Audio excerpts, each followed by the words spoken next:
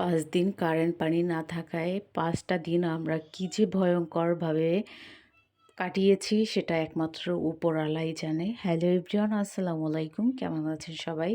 নিয়ে আসলাম বন্যার ২য় ব্লগ নিয়ে। দূরে এবং কাছের যারা দেখবেন, দেখার শুরুতে একটা করে লাইক দিয়ে দিবেন, সাপোর্ট করে সাথে থাকবেন।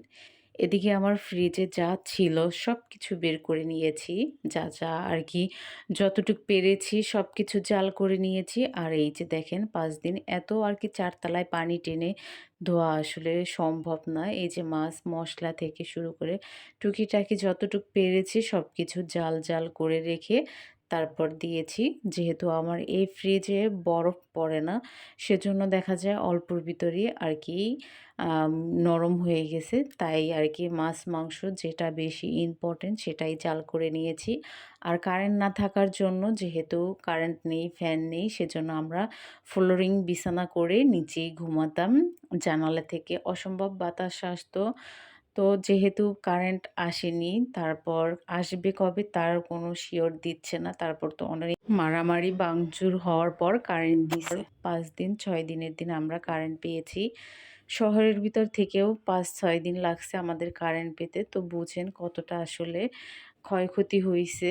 আর এদিকে আমি ফ্রিজটা একটু লেবু পানি দিয়ে মুছে নিলাম যাতে করে গন্ধ না আসে। আর এখানে এই যে হিমের বাবা লিচু নিয়ে আসছে, হিম লিচুগুলোকে বের করে নিচ্ছে।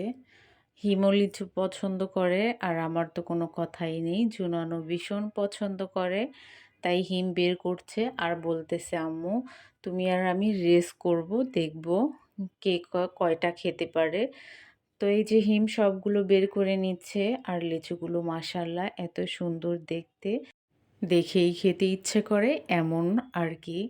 যাই হোক, একটু ভিডিও করে নেওয়ার পর এই যে বসলাম ২ মা ছেলে মিলে রেসের জন্য, কে কয়টা লিচু খেতে পারে। তো হিম কি আর আমার সাথে পারে? ও ও একটা সুলতে দেখা যায় আমার ৩-৪টা খাওয়া হয়ে যায়। তারপরে আমি দেখাচ্ছি আমার ভয়ঙ্কর অবস্থা রান্নাঘরের। এতটা মারাত্মক অবস্থা, ৫ দিনের থালাবাটি জমেছিল আর কি। আমার থালাবাটি আ যে কয়টা ছিল সবকিছুই এই যে এখানে ছিল। তারপর কারেন্ট আসার পর আমার ২ থেকে ৩ ঘন্টা লাগছে শুধু থালাবাটি ধুতে, রান্নাঘর পরিষ্কার করে নিতে। এই যে সবকিছু ধুয়ে-টুয়ে ঝুড়িতে রেখে দিচ্ছি। আর এই যে বলে রেখে সবকিছু পরিষ্কার-টরিষ্কার করে নিচ্ছি।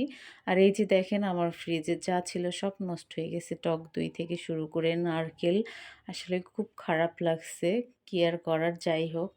তারপরেও যে এতটা আর কি আল্লাহর কাছে শুকরিয়া আদায় করি যে মানুষ কত অসহায়, কত কষ্টের ভিতর দিন কাটাচ্ছে।